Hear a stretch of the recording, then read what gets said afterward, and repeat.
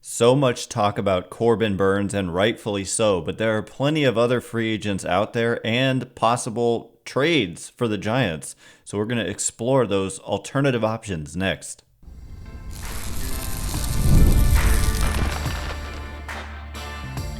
You are Locked On Giants, your daily San Francisco Giants podcast. Part of the Locked On Podcast Network, your team every day.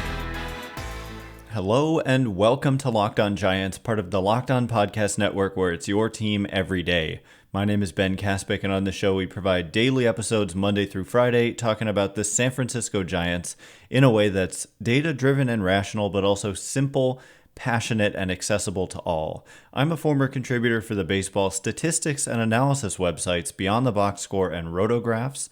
I've been podcasting about the Giants since 2015, been hosting this show since prior to the 2019 season, and I'm a lifelong Giants fan. Thank you for making Locked On Giants your first listen every day. We're free and available wherever you get your podcasts, including YouTube. So check us out there if you have not already, and please hit that subscribe button wherever it is that you're following the show. You can start the season with a big return on FanDuel. New customers can place a $5 bet and you'll get started with $150 in bonus bets if you win your first $5 bet. Visit FanDuel.com to get started. And where we get started is we're going to be answering your questions. Thank you so much to everyone who participated on Twitter in this Q&A. I really appreciate all the questions. So many of them about Corbin Burnes, and I kind of teased in the open there that we're going to look at the alternatives to Burnes, but also they're tied into Corbin Burnes largely as well.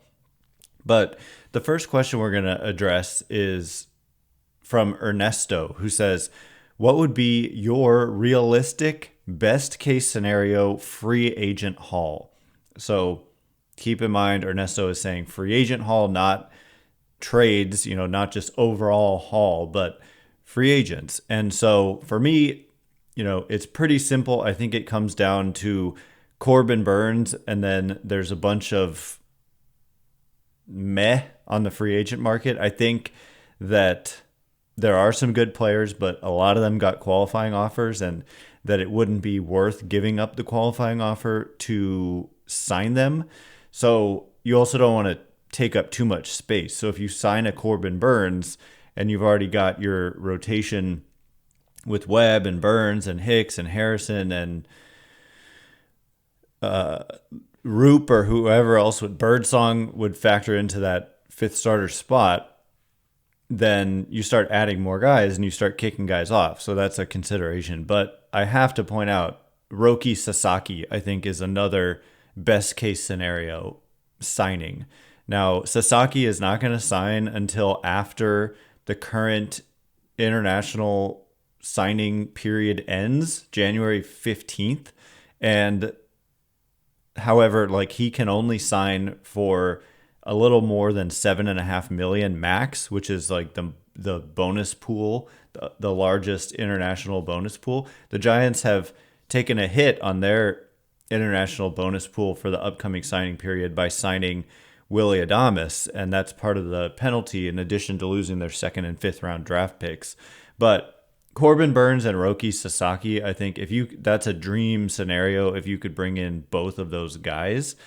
And then the more I think about this, I probably would have said Christian Walker if this episode hadn't been recorded a couple hours after Christian Walker has reportedly agreed to a deal with the Houston Astros. However, you don't want to block Bryce Eldridge. So this is another, I'm giving this example twice, where signing certain players, there's a effect it has on blocking younger players, and you have to take that into consideration. But the more I think about this, the more I keep thinking about how there's a DH spot, and both Lamont Wade Jr. and Wilmer Flores are free agents after 2025 anyway. And so whether it's Walker, who's not an option anymore, I think really underrated is Christian Walker, or a Paul Goldschmidt, I think that kind of signing could make a lot of sense for the Giants. Pete Alonso, good player. I think he's probably going to get paid more than teams are generally comfortable with. And I think it's a better bang for your buck possibly to just get 1 year of Paul Goldschmidt. And Buster Posey alluded to, I think it was Posey. Andrew Baggerly certainly wrote a piece. I think maybe it was Zach Manassian who talked about how name recognition, name brand players matter to this fan base. And I agree. And Paul Goldschmidt tortured the Giants for a long time. And I don't know if he's a Hall of Famer. I'd have to look at the numbers, but he's certainly someone who's going to get Hall of Fame votes and possibly get in, and has a relationship with Posey. They played, I'm almost certain, on Team USA together in the WBC. So there's also a couple other first base options, notably Carlos Santana, switch hitter, very good defender, but just kind of out of the blue had a really good year at age 38. And he's going to turn 39 in April. And so, look, Paul Goldschmidt is no spring chicken either. He's 37, going to turn 38 in September. So these guys come with risk due to age. But like, even if you hold on to Wade and Flores and consider that a position, whether it's first base or DH, then you still have the DH spot to worry about. And I wouldn't be so disappointed to see Paul Goldschmidt in the middle of the Giants lineup in addition to Willie Adames. I do think they need a left-handed bat, but again, this question was about free agency, and so maybe the answer isn't free agency when it comes to that bat, but free agency is definitely, I think, the way to go if you're the Giants for pitching, because I'd rather they don't give up prospects. I'd rather they just spend money that's not mine. The prospects aren't mine either, but it hurts them in the future to give up players, whereas the cash, I guess that could hurt you down the line, but I'd rather give up cash than prospects as a fan. So anyway, the next question comes from Achilles, who says, if we miss out on Burnes, what's the next best option? And Toby says, if no Burnes, what would be the best pivot with pitching? Luis Castillo, Jesus Luzardo, Chris Paddock. And then Jake says, if Burnes isn't a Giant, who would they pivot to for another starting pitcher? Maybe Walker Buehler. He would be so nasty in Oracle. So a lot of questions about these are about Corbin Burnes, but they're also about not getting Corbin Burnes. And yeah, so I've scoured the starting pitcher market, and there's a big drop-off after Corbin Burnes. Jack Flaherty is coming off a nice year. He wasn't eligible for the qualifying offer. He's only 29 years old. Ended up with a 3.17 ERA, 3.51 expected ERA, 3.48 fielding independent pitching. Strikeout rate was 30%, 29.9. I like what I see with Jack Flaherty. I think he wouldn't be a bad fallback option in terms of what you would be getting production-wise. The predicted contract, I mean, I'm just looking at the Fangraphs crowdsource prediction right now is 4 years, $88 million. There's a case to be made that's a better bang for your buck kind of move than a huge $250 million commitment to Corbin Burnes, which would come with a lot of risk. When I talked about the risk associated with a trade versus a signing, when you make a huge investment in a starting pitcher, there is risk for sure. Like if he regresses and pitchers get hurt all the time and good pitchers suddenly become bad, like it happens. So I just told you my dream scenario is Corbin Burnes, but Jack Flaherty is just someone who's out there who I think is maybe a little bit underrated. And then beyond that, we'll get into Sean Manaea. There's a specific question about Sean Manaea later. There's a reason I'm not mentioning here. And then there's guys like Max Scherzer, who's 40 years old. There's Justin Verlander, who's 42 years old. Walker Buehler. It's guys like that who would command probably 1-year deals. You'd probably be looking at a 2-year deal with an opt-out for Buehler, something like that. So I know they want to get away from that. So that's kind of why I'm not over the moon mentioning him here, but I would be perfectly cool with the Giants taking a flyer on Walker Buehler, who used to be dominant but is coming off surgery and is looking for a bounce back, and Oracle Park is a good place for that. So I wouldn't be upset, but there's a lot of risk. It's not Corbin Burnes, it's more of a let's hope you bounce back. It would be a let's hope you bounce back type of signing. So we'll wrap up that question, get to a specific question about Sean Manaea, questions about Heliot Ramos and Tyler Fitzgerald and projecting what they'll do next year. So much more to get to coming up in just a minute. And before we do, today's episode of Locked On Giants is brought to you in part by Rocket Money. Did Rocket Money help you find any subscriptions you forgot about or that you were paying for twice? That definitely happened to me. I had a few subscriptions that I didn't even realize I was still paying for, and Rocket Money made it so easy to track them all down. It's like having a personal assistant for your finances. Rocket Money is a personal finance app that helps find and cancel your unwanted subscriptions, monitors your spending, and helps lower your bills so you can grow your savings. It brings everything together in one place, whether it's subscriptions, your spending habits, or even the goals you want to hit this year. Rocket Money has over 5 million users and has saved a total of $500 million in canceled subscriptions, saving members up to $740 a year when using all of the app's premium features. For me, one of the best features is the subscription tracker. I've used it to cancel services I wasn't using anymore, and I've already saved a ton. Plus, with their goals feature, I've been able to automatically set aside money for my future. No more stressing about budgeting every month. Cancel your unwanted subscriptions and reach your financial goals faster with Rocket Money. Go to rocketmoney.com/lockedon today. That's rocketmoney.com/lockedon. rocketmoney.com/lockedon. Today's episode of Locked On Giants is also brought to you in part by Select Quote, the World Series, the Super Bowl, the Olympics. The world's top athletes get to play in these top-level sporting events thanks to one thing: teamwork. And teamwork can also protect your financial legacy and your family's future. Select Quote's licensed insurance agents are the perfect teammates when shopping for customized, affordable life insurance. They can find you the right policy to keep your financial legacy safely in your family's end zone. Select Quote is one of America's leading insurance brokers with nearly 40 years of experience, helping over 2 million customers find over $700 billion in coverage since 1985. Other life insurance brokers offer impersonal, one-size-fits-all policies that may cost you more and cover you less, while Select Quote's licensed insurance agents work for you to tailor a life insurance policy for your individual needs in as little as 15 minutes. Get the right life insurance for you for less at selectquote.com/lockedon. Go to selectquote.com/lockedon today to get started. That's selectquote.com/lockedon.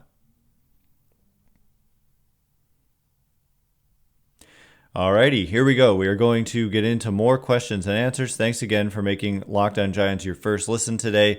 I meant to mention we're in off-season mode where it's 3 days a week for now, and back to 5 when pitchers and catchers report. We will do more if something happens, like the Willy Adames signing happened on a Saturday, and we had already we'd already done 3 episodes, but it certainly did a 4th right away as soon as we were able. So if anything goes down, Locked On Giants will be there for you, I promise.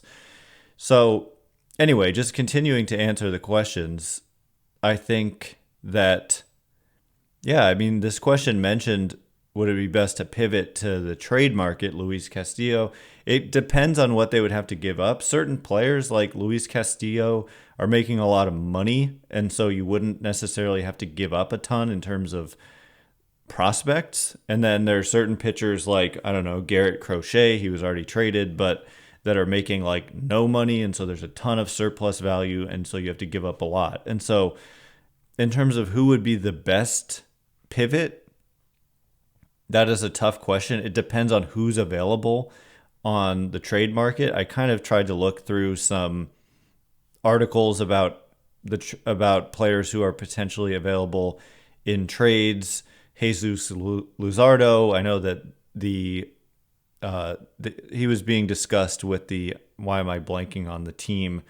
The Cubs. The Cubs were trying to get Jesus Luzardo, but those talks have cooled. Sonny Gray, I know the Giants tried to sign him, and he ended up going to the Cardinals. So I don't know, but I do think that they would really benefit from having another solid innings-eating type of arm in the rotation, and I think Buster Posey knows that. I do think Jack Flaherty is a solid option, not nearly as exciting as Corbin Burnes, but he had a breakout season if you look at the numbers, and for the price that, at least I don't have all the other prediction sites pulled up like ESPN and MLB Trade Rumors where they predict contracts, but for less than $100 million over like 4 years, Jack, at 29, that's a younger age for a free agent. He could be a decent fallback option on the pitching end as well. And then, of course, there's Roki Sasaki coming over from Japan, 24 years old, and will cost less than, the Giants, I don't know what their international bonus pool is exactly. I think they have the smallest in the sport, but that's not believed to matter much, if at all, because it's all going to be somewhat similar.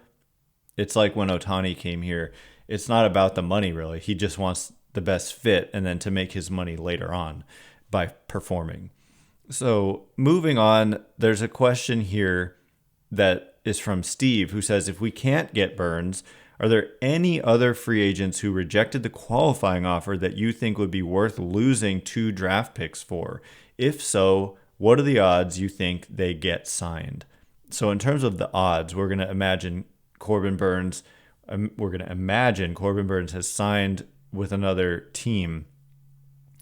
And so in that scenario, the players remaining who have rejected the qualifying offer would be Alex Bregman, Teoscar Hernandez, Anthony Santander, Sean Manaea, Pete Alonso, and Nick Pivetta. And for me, the only player out of that list who would be worth giving up multiple draft picks for would be Alex Bregman. And Alex Bregman, actually, I thought of mentioning Alex Bregman for the first question about dream or ideal, was it realistic, I think? Yeah, realistic best case scenario. So I don't think it's very realistic, but Alex Bregman, there's going to be a question a little bit later on about Tyler Fitzgerald, and can we really trust that his 2024 breakout will carry over moving forward? And the answer is, of course, we cannot trust that a small sample is going to carry over. And Alex Bregman obviously has a long track record of success, even post cheating scandal. He's continued to be a very good player and projected to land a contract north of 150 million, probably if over 200 million, not much over. So somewhere in that, I don't know, 160 to 180, 200 kind of range over 6-7 years, somewhat similar to Willy Adames. He's a little older than Adames. That would be the only reason. Otherwise, he'd probably get more. And it was mentioned at the beginning of the offseason, basically, that Bregman would be open to playing second base. And so if you could imagine that infield with Chapman and Adames and Bregman. Those 3 alone are all-star level players, and that would be just a very exciting infield. But what are the odds that Alex Bregman signs with the Giants in this scenario where we're making up that Corbin Burnes has signed elsewhere? Low, like 7%, not very high, 5%, 5 to 10%. I don't know. So there's plenty of teams that have a need at third base and are going to miss out on Corbin Burnes. But again, in this scenario, the Giants probably try to sign Burnes and can't. And then, I don't know. I think Bregman's probably a guy who prefers to play on the East Coast. Believe he's from Florida. I really should check that out. That sometimes matters, sometimes doesn't. But he's the only other guy I wouldn't look if they went out and got Teoscar Hernandez. First of all, you'd be helping out the Dodgers with getting additional draft picks, which wouldn't like that. There's a question about Anthony Santander. There's a question about Sean Manaea. You might be surprised I said no to Pete Alonso. I just think Alonso, and I've seen this written about a lot, and I agree, he's just kind of a one-trick pony. He just hits for power, and he also plays. Like, if you look at his playing time, he's played no fewer than 152 games over the last 4 seasons. And really, even in the COVID year, he played 57 out of 60, and the year before that, 161. So the guy shows up, but he can't play defense. He doesn't run. All he does is hit. And there's some value to that, but the contract might exceed what he's worth. But look, this guy he's projected by Steamer right now to hit like almost 40 homers. So it's kind of like guaranteed. If you were to sign Pete Alonso, there goes your 2004 30 homer streak that you haven't had a player hit 30 since 04. So look, if the Giants were to sign Pete Alonso, would I be like, I hate this signing because they're losing 2 more draft picks? No, I'd probably be excited, to be honest. But I don't think I'd do it for Santander. We're going to take a closer look at him later. I don't think I'd do it for Teoscar Hernandez for various reasons.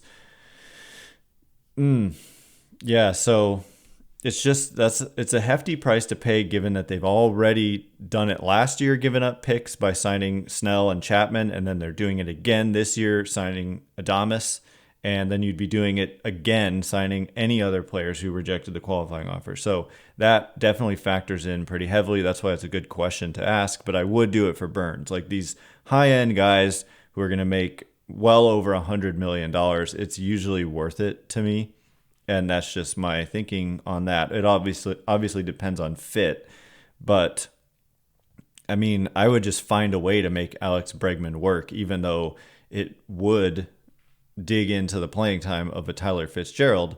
Do I think it's realistic? No. But the next question comes from Mike, who says, do you still expect Corbin Burnes to sign with the Giants? And my answer is yes. I said this on the podcast yesterday. I said, I expect Corbin Burnes to sign with the Giants. I don't have any inside information. All I have is everything that's been public. I have Alex Pavlovich dropping hints, seemingly. I have Logan Webb and Willie Adames speaking publicly about their conversations with Corbin Burnes. And they're obviously in communication with Buster Posey, and they wouldn't be saying that stuff if, like, they know that the Giants are pursuing him. Webb said, I know how I feel about him, and I know how he feels about us, like the Giants. And so clearly there's mutual interest, or at the very least, Burnes wants to play for the Giants. Pavlovich has said that he believes Corbin Burnes wants to play for the Giants. Pavlovich has said Corbin Burnes told Giants players before the offseason really got going that he wanted to play for the Giants. So the Giants want him. He wants the Giants. I see them figuring it out. And ultimately, bold prediction, no, not really, but Corbin Burnes will be a San Francisco Giant. We're going to timestamp this and play it back at a later date. Anyway, coming up in just a minute, more questions, including how long should the Giants wait for Corbin Burnes, and also Sean Manaea, Heliot Ramos, Tyler Fitzgerald, all that coming up in just a minute. And before we get into it, today's episode of Locked On Giants is brought to you in part by FanDuel. Get ready to tackle the NFL action with FanDuel, America's #1 sportsbook, because right now new customers can bet $5 and get $150 in bonus bets if you win. The FanDuel Sportsbook app gives you everything you need to place live bets on the NFL all in one place. So when you get a hunch in the middle of the game, you can check out the latest stats, view live play-by-play, and so much more on the same page where you place your bets. Just visit FanDuel.com to join today. You'll get started with $150 in bonus bets if you win your first $5 bet. And so, of course, I would be looking for the most lopsided odds I can find and placing that $5 bet there, hopefully coming through, and then winning $150 in bonus bets. That's at FanDuel.com. Never waste a hunch and make every moment more with FanDuel, an official sportsbook partner of the NFL. All right, here we go. We're going to get to more questions and answers. Thanks again for making Locked On Giants your first listen today. We are going to be doing another episode either coming out later today or on Saturday to make it 3 for the week. And we've got a bunch more mailbag questions. And so I'll hold out a bit and see if any news breaks between now and then. But otherwise, we'll get to more of your questions one more time this week. All right, so the next question is from Ryan, who says, how long should the Giants wait for Burnes before moving on to other targets? Don't want a Snell situation like last year where your top pitcher misses spring training. No, you definitely don't want that again, but we're kind of nowhere near that at this point. It is still December 20th today, and you know that, but I would say as long as it's before spring training, I don't think it's going to drag on that long. Maybe there's some kind of ripple effect from Roki Sasaki and teams that don't get him pivoting to Burnes, but I don't really see why that would be the case. But just an added note is that Jeff Passan of ESPN said yesterday in an article that he expected, or that it was like an educated guess kind of, that Burnes would not sign until after the Christmas holiday. So there's that, but I don't expect it to drag on like Snell. The reason that happened, if you look at ultimately the deal that Snell got, it totally wasn't the deal he wanted. And I don't know, maybe that happens with Corbin Burnes. If that's the case, then I think the odds of the Giants being the team that signs him go down. If he's looking for like a short-term deal with opt-outs, which is what ended up happening to Snell, he had to pivot to that plan. It ended up working out beautifully for Snell because even though he had such a rough first half with injuries and poor performance, he ended up cashing in big with the Dodgers, and you combine that with the 1 year and $30 million he got from the Giants, and it ends up being like 6 years and over $200 million.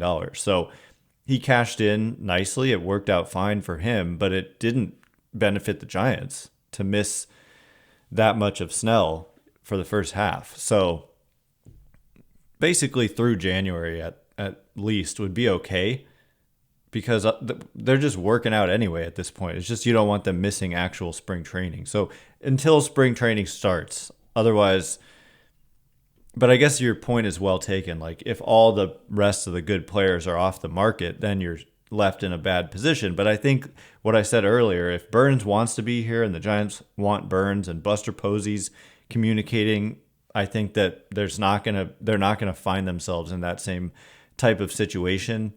They'll either figure out that they'll be able to figure out, or they'll figure out that it's not going to work out and move on at an appropriate time, would be my guess.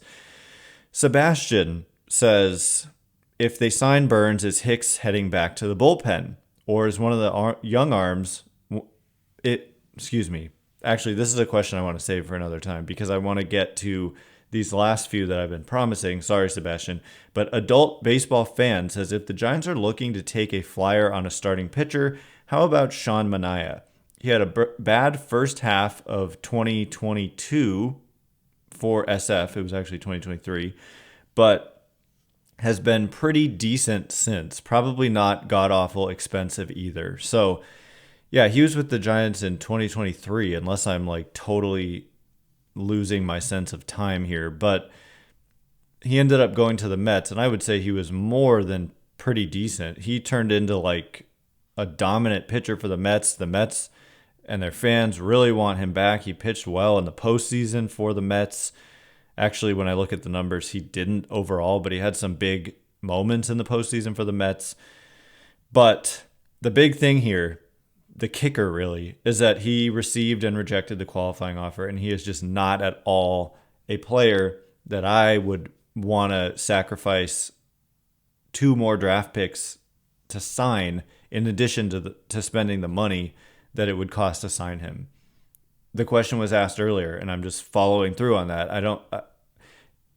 I think he's also going to cost maybe more than you think. It's not really a flyer. He's going to command a somewhat hefty deal. He had a impressive season with the Mets and really kind of started out not great, but adjusted his mechanics and became really good for them. So I don't see them bringing back Manaea. It's funny, though, a lot of players that Farhan Zaidi brought in at various times have gone on to have a lot of success elsewhere, sometimes here, but also elsewhere. And so you can see they saw something in these players that maybe not they didn't necessarily bring out, or they did bring out and then they continued it elsewhere. But with Manaea, my issue with the Giants' handling of Manaea was that they didn't move him out of the bullpen because, like you said, he had a rough beginning, but then he was just dominant out of the bullpen, and they just never put him in the rotation, and they only had 2 starters for like that entire last 75, 67% of the season or so. Anyway, the next question comes from Curtis, who says, how would you personally project Heliot Ramos this upcoming season? Do you think he takes a step forward and cements himself as a regular all-star type player, or does he regress after his breakout season, as many Giants prospects seem to do? So I would a little bit push back and say they haven't had, in my opinion, at least that I can think of, many Giants prospects that have broken out and then regress the next season. They've been missing that breakout season. They just have had many prospects not do well. So the steamer projections for Heliot Ramos paint a solid picture of a guy who could hit 22 home runs is the projection in about 139 games, 249 average, 312 on base, 430 slugging. Heliot Ramos earned the production he had last year. The expected numbers were right in line with the actual production. He was about 20% above league average. His defense was not great in center, minus 15 outs above average, defensive runs saved, minus 7 outs above average.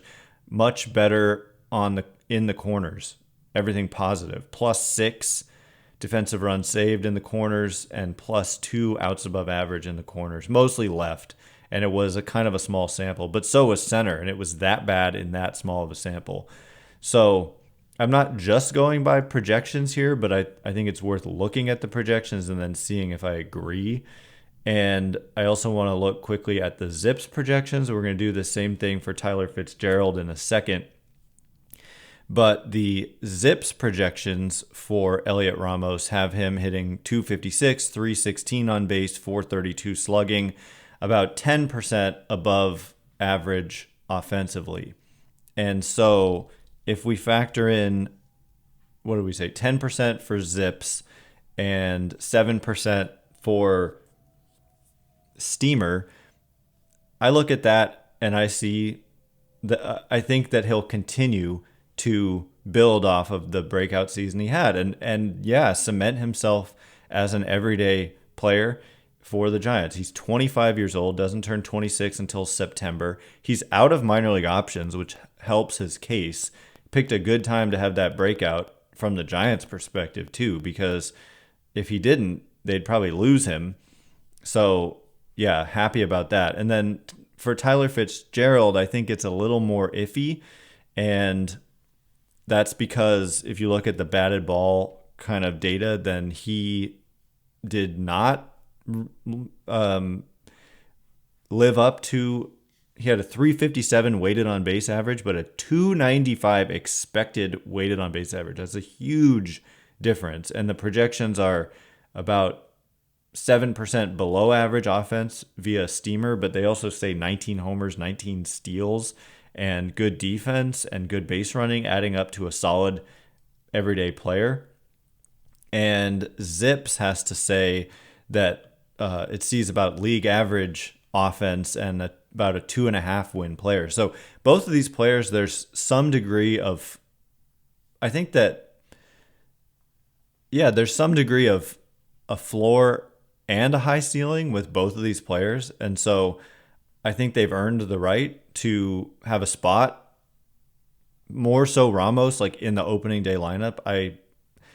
Fitzgerald is more versatile and is not out of options. And so personally, I hope that they both continue, but I would expect some regression from Fitzgerald based on just he really had that great moment like in kind of July, but then did cool off significantly down the stretch. But a lot of speed, he brings different things to the table besides just his bat. But I would expect the bat to take a step back from the final line that you saw in 2024. Anyway, that is all the time we have for today. Thanks again for making Locked On Giants your first listen today. For your second listen, find Locked On MLB. Baseball guru Sully brings a daily blend of humor and baseball, keeping you updated on every rumor and story throughout the offseason. Find Locked On MLB on YouTube or wherever you listen to podcasts. Once again, my name is Ben Kaspick. Check me out on Twitter or X at Ben Kaspick, Kaspick. If you like this show, please consider rating it or leaving a review. It helps me out a lot. So thank you in advance, and thanks to everyone who's done so already. Can't wait to be with you again one more time this week. Thanks again for listening today. You are now Locked On Giants.